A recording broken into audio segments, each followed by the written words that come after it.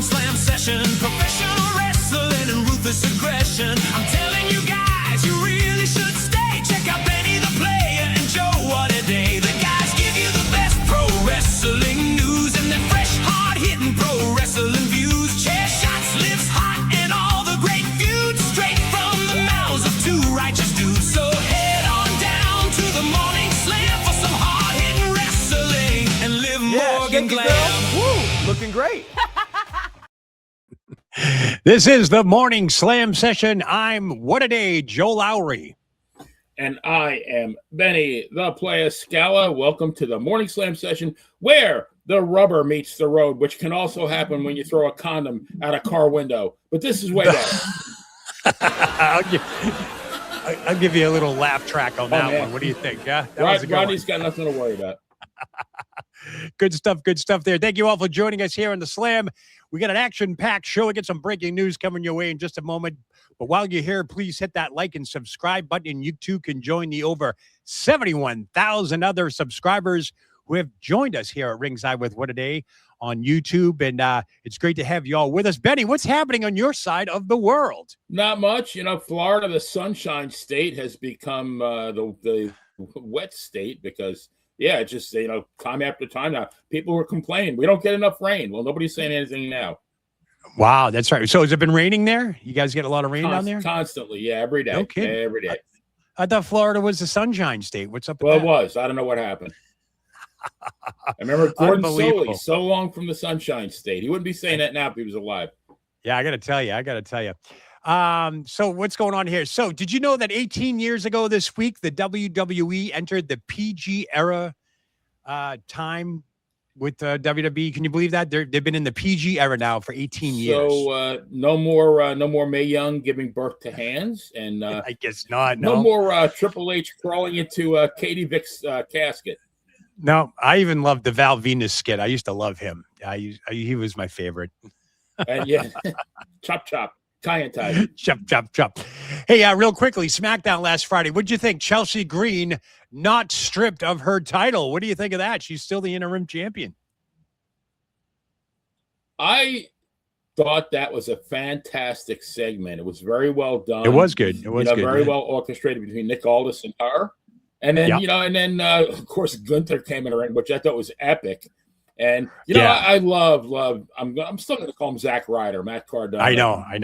I just thought it was a great all-around segment, but I kind of wished that they just had kept it between Nick and Chelsea because it was kind of an emotional moment for her. And then you kind of forgot about that once Gunther stepped in. Well, I think coming off the heels of SummerSlam and, of course, Nick Aldis' fantastic performance in the ring, it did pull on the emotional heartstrings of the WWE universe. And I thought that was very well done. Good moment for Chelsea. When she started walking away, and I'm like, no way, they are not going to strip her of that title if she can. And then all of a sudden he's like, I'll give you 30 days. I'm like, boom, there you go.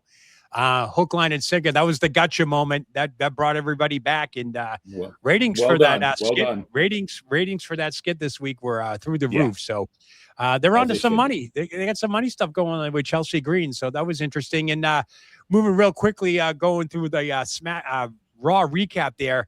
Solo and LA Knight versus the Bloodline. Did you see that one coming? Solo Sikoa turning on Roman Reigns. I love that. I knew Solo was going to lose the match to Jay because it would have been too easy the other way, just leaving him alone. I knew he had to lose because then you had to have that interaction with the Bloodline. And I just waited for the moment, and it was epic. He delivered. Yeah, well, that is part of our rundown. So we'll get into the Solo LA Knight whole thing with the Bloodline. Brie Bella, I don't know. She's had a rough couple of months. I'm not sure if you know this, but she's now in a sling. She has a broken scapula. And if you didn't go to med school, that's a fancy word for shoulder blade. She has a broken shoulder blade, which she's going to have no surgery. So she's going to be out 3 to 6 months rehabbing that. But then she went on her podcast this week, and there's no other way to put this, but I guess she nearly shit herself to death. And I'm not kidding you. She had a bad reaction to some gluten food and ended up passing out on the toilet, almost like Elvis Presley did almost, X amount of years ago to this date.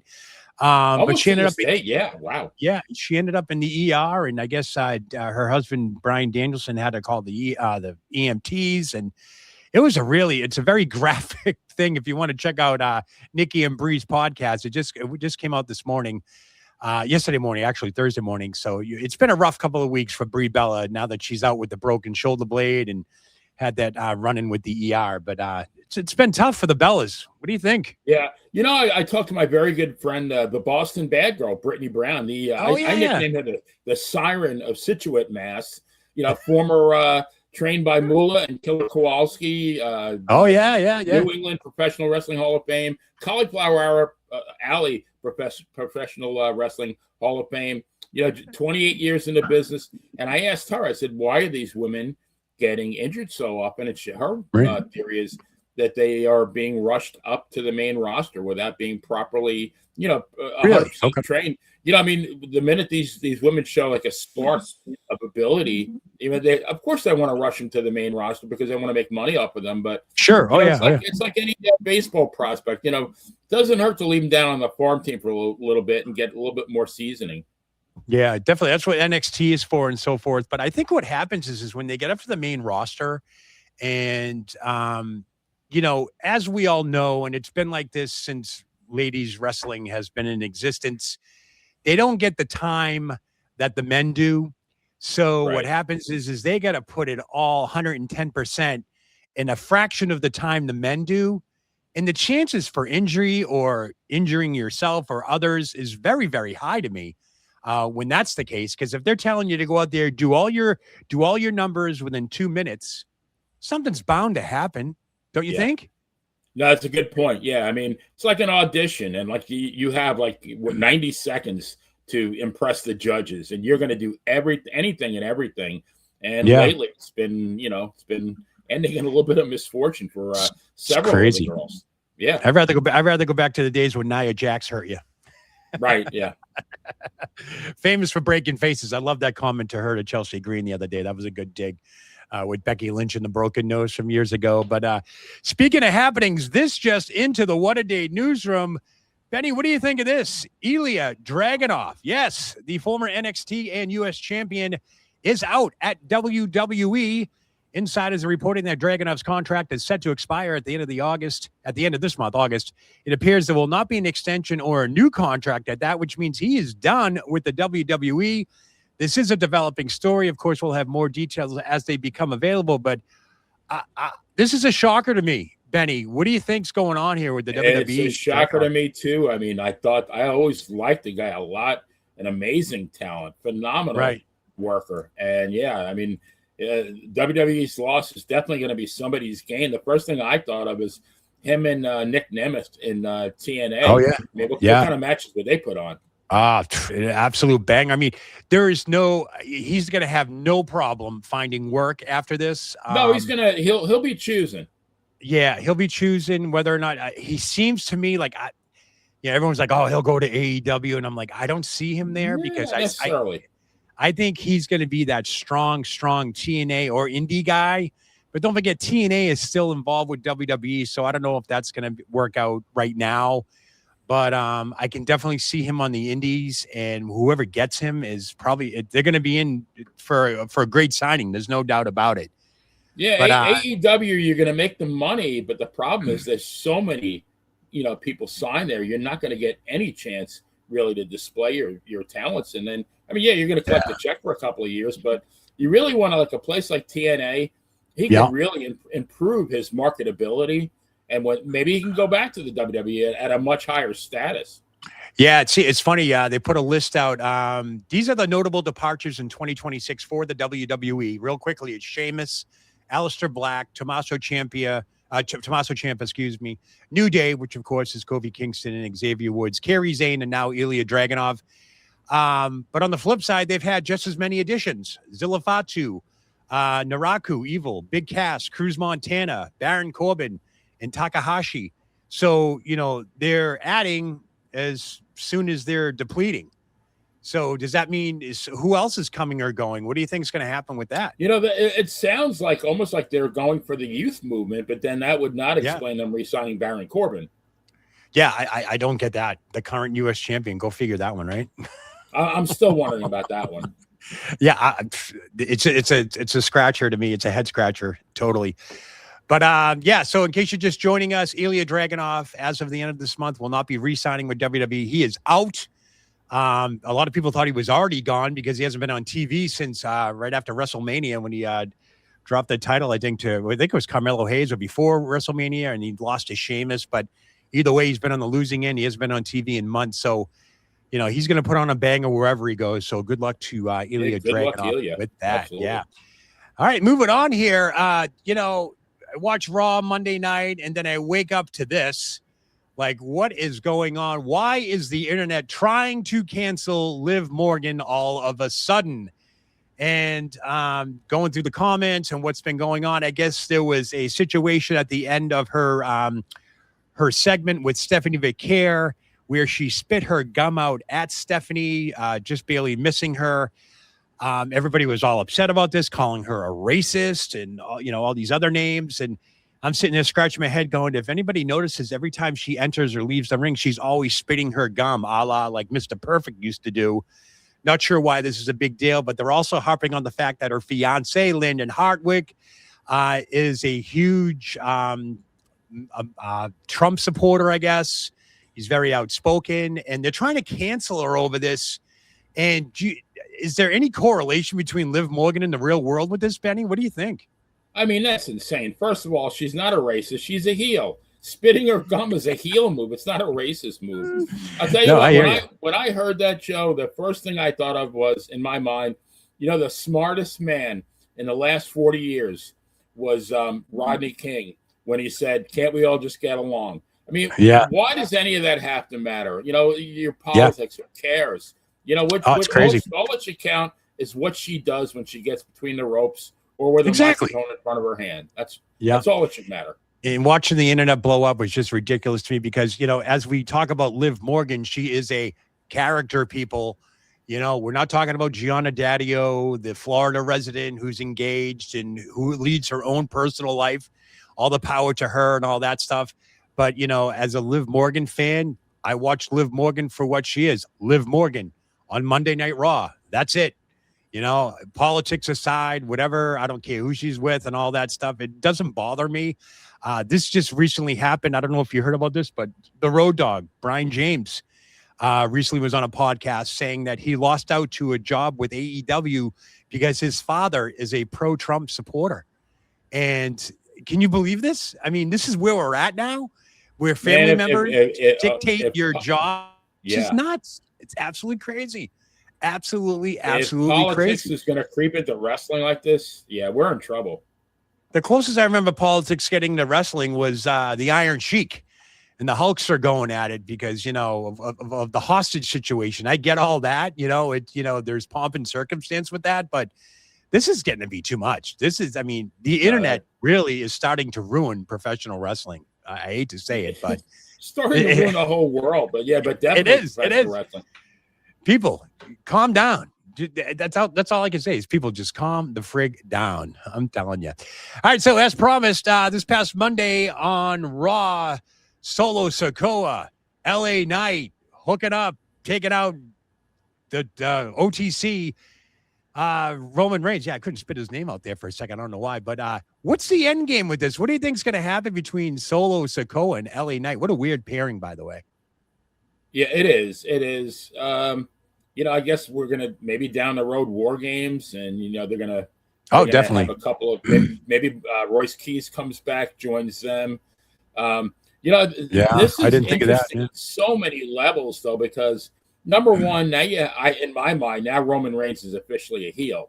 You got that going, and the dynamic with Roman and Jacob Fatu, where is that going?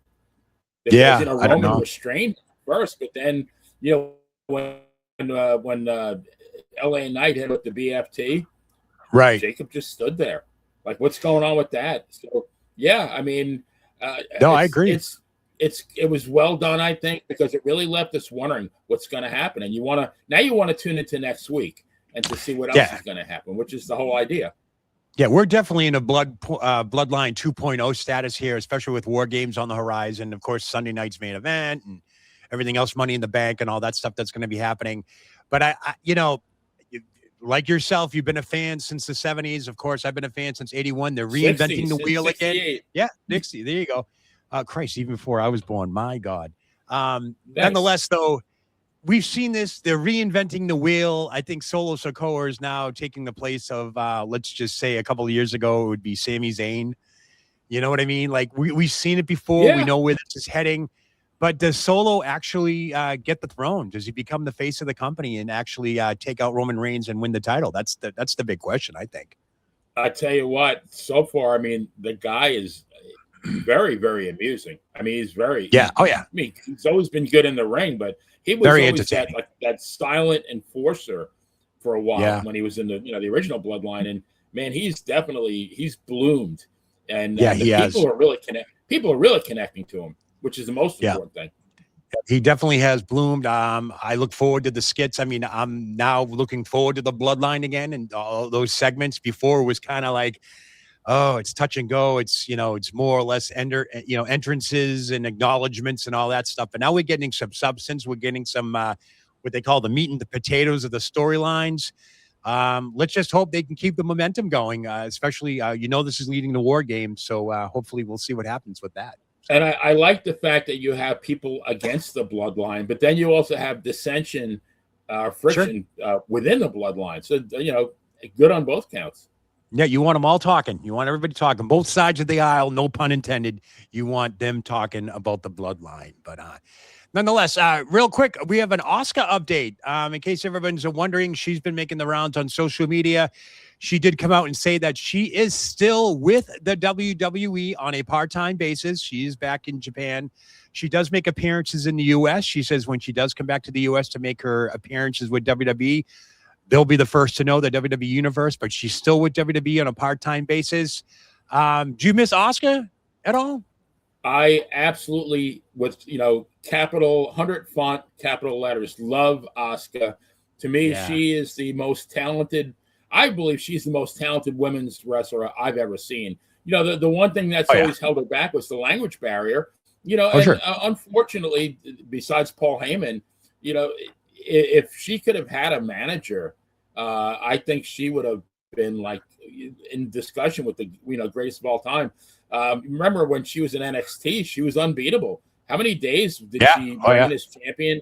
I remember Triple H giving her flowers when they promoted her up to the main roster, and then she kind of when I think she lost to Carmella, and I thought, oh shit, they're gonna bury her. Yeah, COVID kind of did her career in a little bit. She was actually gifted the title from Becky Lynch, if you remember that, during the COVID times, where Becky came out and said she was pregnant, and since she won the Money in the Bank, she gave her the title. So never could get enough of ASUKA. Yeah, ASUKA's great. I can't wait to see her back. She's still with the WWE part-time basis. So for you ASUKA fans, stay tuned for that. I'm sure she'll be reappearing. This was going to be this segment right here that we're calling What Happened to Carmelo Hayes and Ilya Dragunov. Well, we all know what happened with Ilya Dragunov, as reported earlier today, that he is no longer with the WWE effective the end of August. No more contract. Carmelo Hayes, what do you think's going on here? Is this guy en route to exiting WWE as well? He's buried. He lost to Trick Williams this past Friday on SmackDown for no apparent reason. The former U.S. champion is now back in catering. What do you make of this? Yeah, I mean, and speaking of former U.S. champions, how about Trick Williams? I mean, these guys could have had a great rivalry. This program could have extended for months. And then you bring in Baron Corbin, you squash Trick. Now you're kind of burying Carmelo. I don't like the way this is all headed. I mean, and why Baron Corbin? I mean, not that I don't dislike the guy, but he didn't really get over the last time. What's going to make this any different? I mean, and the same with Cass. I don't know if we're going to talk about him later or not, but we always do. He's stacking body still, doing the same old crap. Stacking the same body every week. Yeah, that's going to get old quick. They need to pump some. They need to infuse something into that. New bodies to stack. It was great. It's great to see Javon finally speak up and say, "Where you going?" But of course, he ended up paying the price for that. But nonetheless, I think talking to my buddy Joe over at WrestleVotes, There's a new tactic. I'm not sure if everybody knows about this. It's called the Moneyball tactic with TKO and Endeavor. Get you to know who they are. They own WWE now. You know, when you were part of the roster with WWE, you know, your exposure was dictated by merchandise sales, clicks, views, social media presence, and so forth. Now, clicks and views and merchandise and social media is dictating your exposure on television, whether or not you succeed in the WWE anymore. And this is happening. It's happening, I think, with Jordan Grace. I think it's starting to happen with Bailey. Obviously, Dragunov's gone. We've had some departures this year. Aleister Black, I know I mentioned them earlier. What do you think of this tactic by TKO? It's either you're in or you're out, is basically what they're saying. Yeah, you know, I'm a huge baseball fan. When I saw that movie Moneyball with Brad Pitt, and the way, you know, they explained who they were going to try to get on the team and why, it's like, you know what? Right. All these years following baseball, never would have thought of that. But, I mean, it made a lot of sense. And they won with a team that really on paper didn't look like much. No, I mean, you know, this. Yeah. If you're I guess really the WWE universe is going to decide who they watch on TV with their, you know, with their clicks and their views and their merch. You know, maybe that's the way it should be. I think it's a double-edged sword because you have to make it worth the clicks and the views and all that stuff. Let's take a case in point, the Chelsea Green Nick Aldis segment on SmackDown that did unbelievable viewership, both live and online and social media and all that. And that's because they put out a product that, hey, caught people's attention. Yeah. You know what I mean? But when your roster is so deep and you keep people off television, Jordan Grace is perfectly healthy, by the way. She's sitting at backstage and catering. As a matter of fact, I don't think she's actually made it to SmackDown in a couple of weeks. She's been posting her journey. She's been traveling with her husband and so forth. It's like, okay, you're under contract with the WWE, but you're not wrestling. And that's kind of concerning to me. Because it's almost reminiscent of how Ilya Dragunov's been since WrestleMania. He wrestled a couple of times, and then he's off TV, and that's the end of that.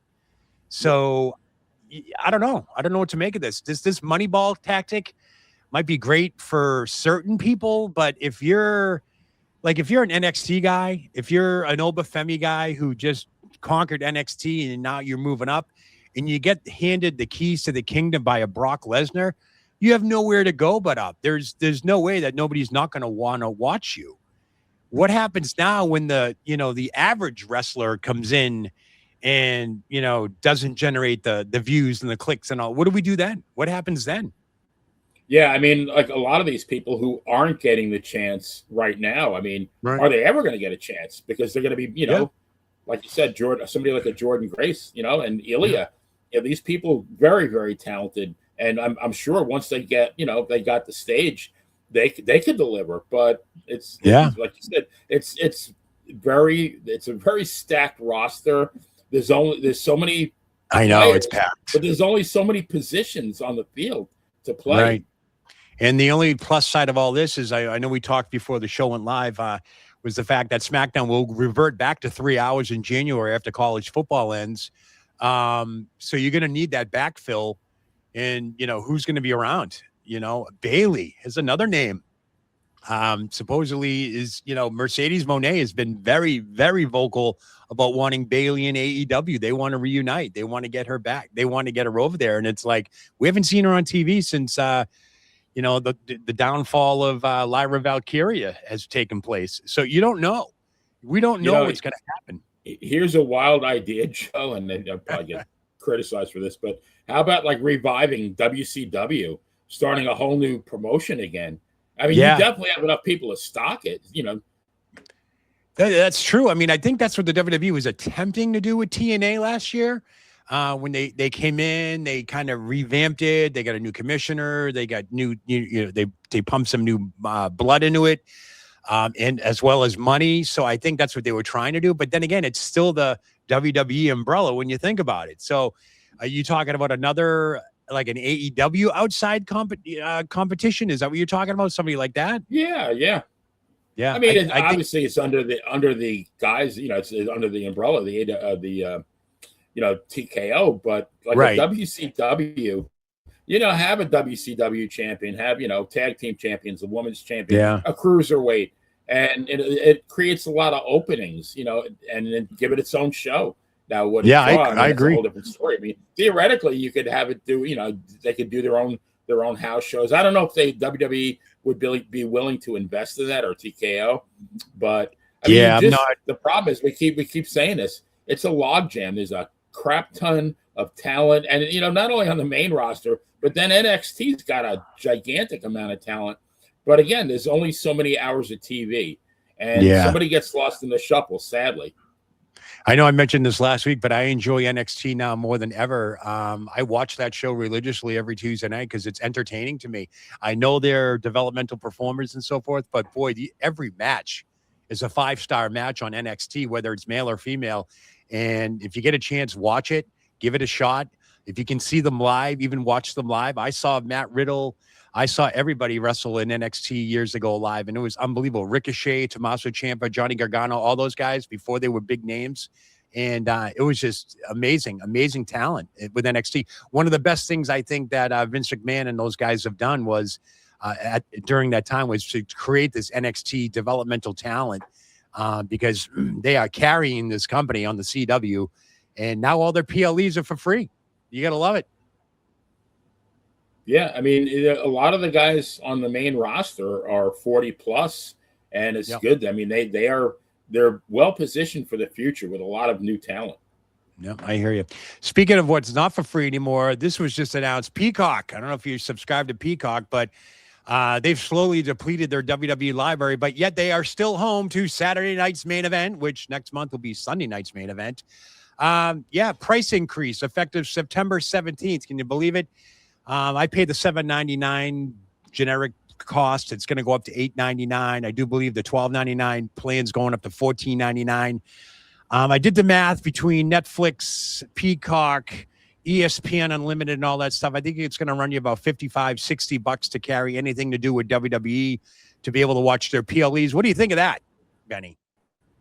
That's a bit exorbitant. I do not have Netflix. Not Netflix. I do not have Peacock. I did cancel it a few months ago. I do still have Netflix, and I do have the ESPN, but it's a lot. I mean, that WWE network was like an absolute treasure back in the day.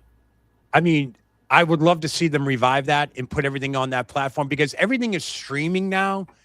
And the WWE network was that streaming platform that just wasn't happening back in the day before streaming. What do you think? Do you think they should revive the WWE network?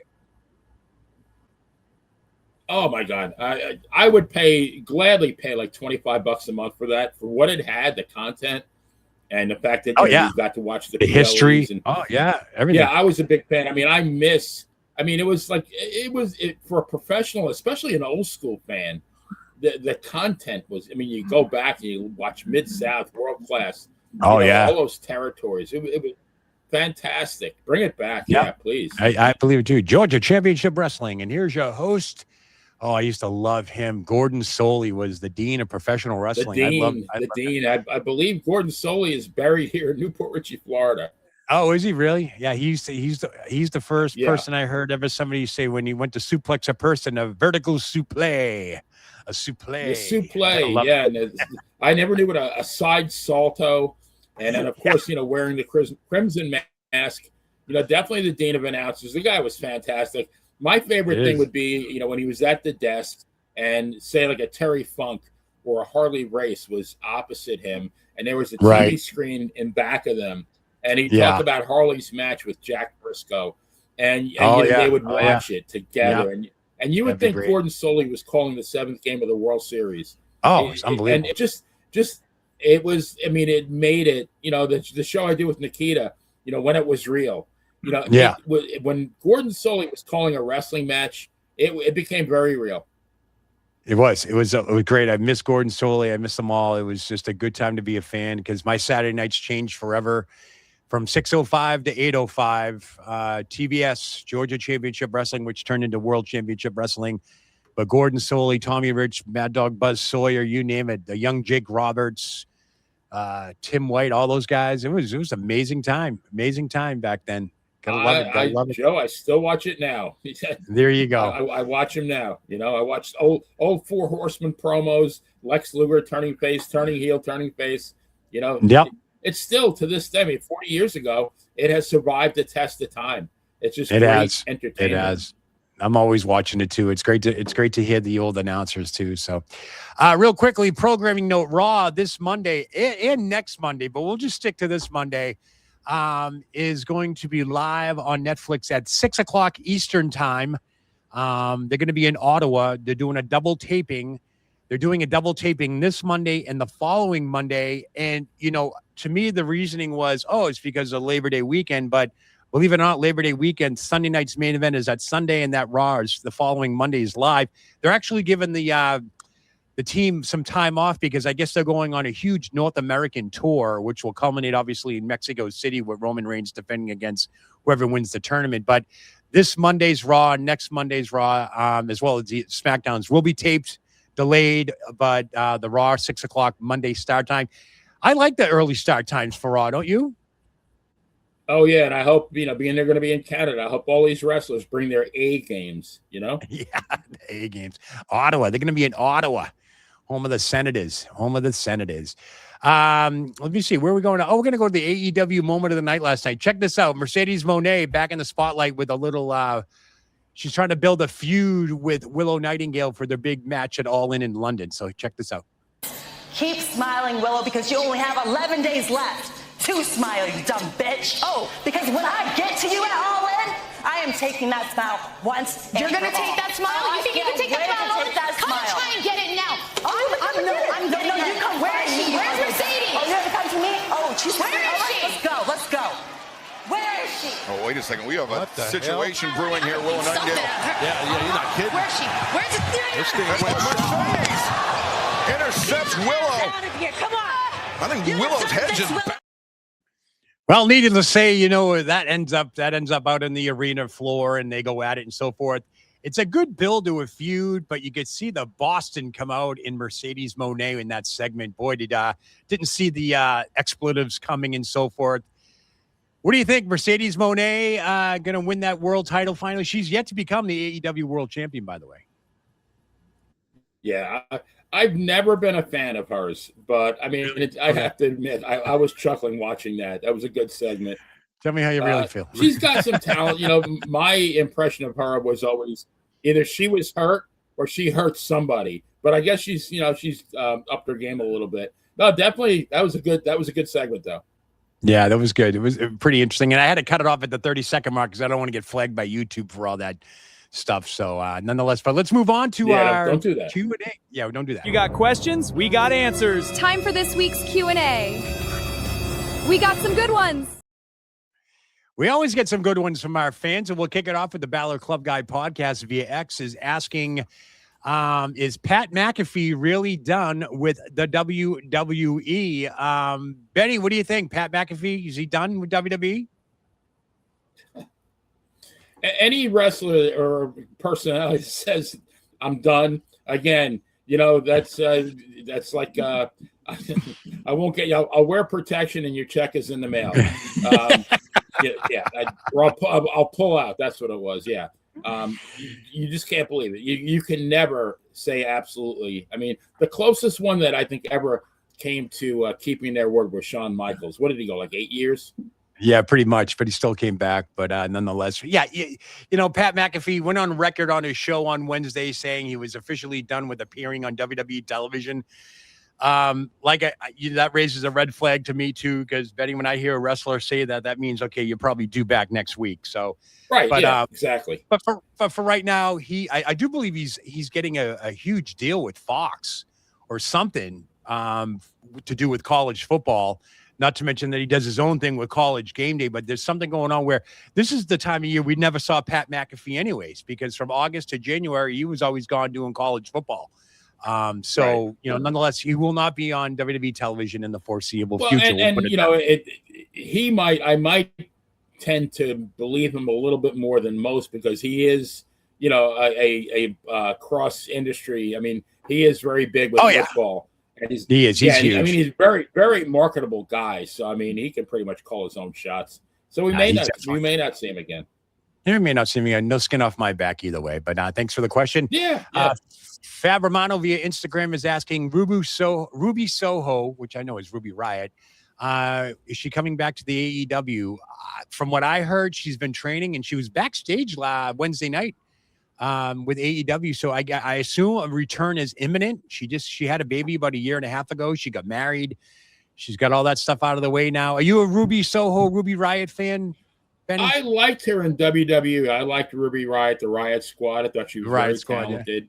Yeah. She just seems to be very, very passionate about professional wrestling. So, yeah, I'd love to see her. It'd be great to see her back. Yeah, I think she'd be a nice infusion to the women's roster on that. Speaking of women, Tony East via X is saying if Bayley leaves WWE, do you think she'll end up in AEW? I think we just talked about this. To me, I think there's a possibility. There's strong speculation that if she does not re-sign with the WWE by the end of the year, Mercedes Moné, just go on her social media. She's begging Bayley to come to AEW. So make of it what you want. Do you think she'll go to AEW? You think that's her first stop if Bayley leaves WWE, Benny? Oh, it's so hard to tell. You know, I look at Bayley as WWE all the way. It's like Mickey Mantle. I couldn't imagine him in a Chicago White Sox uniform. I like to think Bayley is going to go the whole distance, finish out her career in WWE. I'm sure there's going to be a job waiting for her in the Performance Center. She, or in the broadcast booth. She's got a lot to offer, and I think she's where she belongs. But again, when somebody waves a lot of money under your nose, very hard to say no. It is. It's very hard. Good question. Good question. Justin Lawless via Facebook is asking, will Zilla Fatu join the Bloodline? What do you think? Zilla Fatu, Bloodline bound after his little stint in NXT? What do you think? Yeah, I would say eventually, but I think at this point, there's no need to rush the guy. Let the guy get used to the WWE style. Keep him there for, 8 months, 12 months. I mean, there's plenty of time. The guy's he's a young guy, right?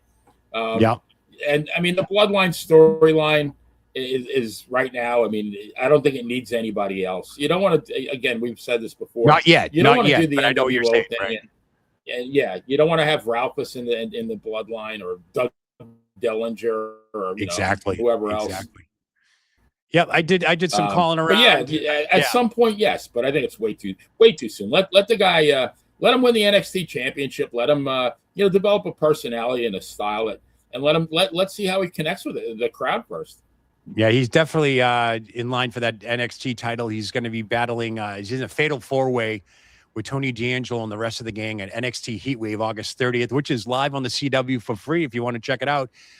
They think he could become the next NXT champion. Who knows? We'll see. But right now, I do know creative-wise over at the WWE, Zilla Fatu is not set to join the Bloodline anytime soon. So, like you said, Benny, he's probably going to be in NXT to get the lay of the land for at least a few months, if not, 6 to 8 months at least. So I would see that happening. Yeah. All right, moving on here. No rush. Last question. You can't tweet me via X. What happened to former WWE ring announcer Samantha Irvin? Remember her, Samantha Irvin? Oh, yeah. Yeah. Current wife of AEW's Ricochet. I liked her. Yeah. Yeah. I do know that she left WWE because she wanted to pursue a musical career. Whether or not that's happening, I don't know. I do follow her on social media. She posts very rare now. But what was revealed to me is I didn't know this. Did you know she has a 2-year non-compete clause with the WWE that expires in October of 2026? Wow, how did she take 2 that? years. Like, why would she even have accepted that? That's crazy. She obviously wanted out bad enough, and she felt the calling to leave WWE. She has hinted at a possible comeback in pro wrestling, but right now I can't believe there's a 2-year non-compete. That seems very, very aggressive to me. But nonetheless, that expires in October of 2026. So who knows? We might see her in AEW. Who knows? I like her, but to me, my all-time favorite lady ring announcer will always be Lillian Garcia.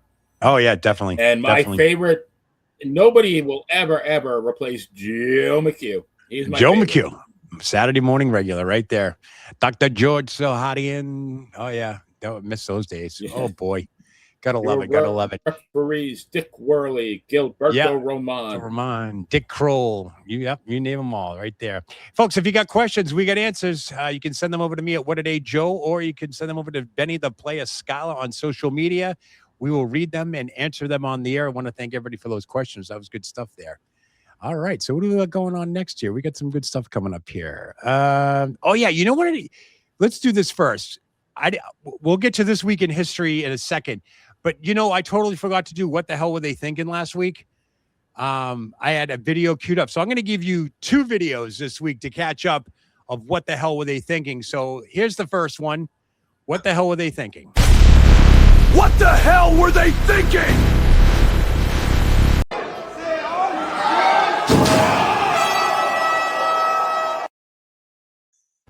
Well, how about this one? Fuck you, Violet Jack.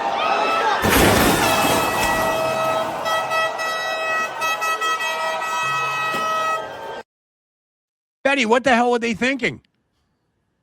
I'm going to have to, after we're done, I'm going to go into the online Merriam-Webster dictionary and see how many synonyms there are for stupid, because they are all, every single one of those, and I might make up a couple more.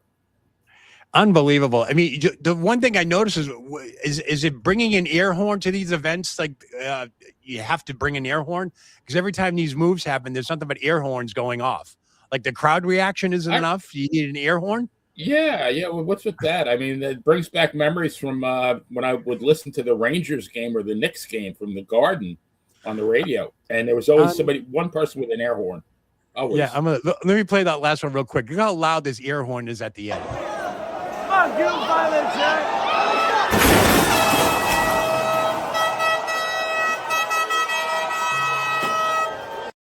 I mean, if I didn't know any better, I thought there was an 18-wheeler pulling in delivering beer or something. That was crazy. I mean, if you're going to bring something like that, what's it called? A Vuvuzuela, the one they play at the hockey game, the soccer games.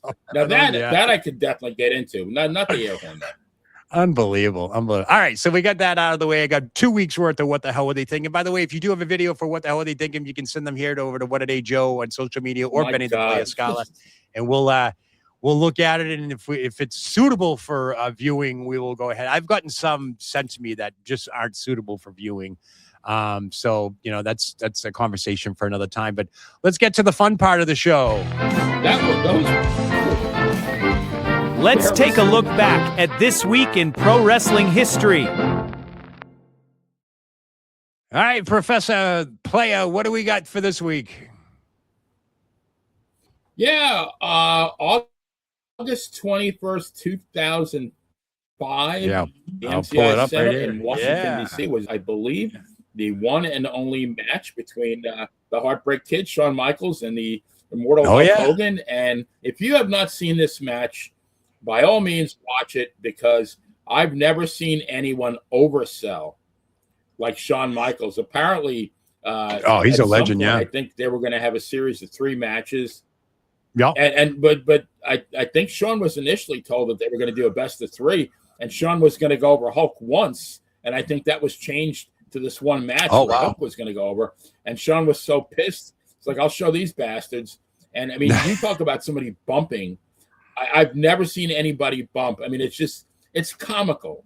The match. I mean, he just, and only Shawn Michaels could have done that, because the guy was so damn talented. Yeah, that was a good match. And funny, I'll throw the graphic back up there, but I see an 8-year-old Judgment Day member off to the right there. That was the infamous custody of Dominic Mysterio ladder match. Remember that? Eddie Guerrero versus Rey Mysterio. Yeah, didn't they have the ladder match, right, with Eddie and Ray? Unbelievable. Can you imagine that? Dominic, 8 years old, got the looks like they dyed his hair blonde for the skit, I guess. I so miss the territory days with the loser leaves town, or the loser has to disappear for 60 days, or the loser has to give the winner his valet. Remember Austin Idol and Jerry Lawler in Memphis, and Austin said if he lost the match, everybody, it was a hair versus hair, him versus Lawler. Austin said, Idol said if he lost the match, he would refund everybody their money. And I mean, those people, that was a sellout.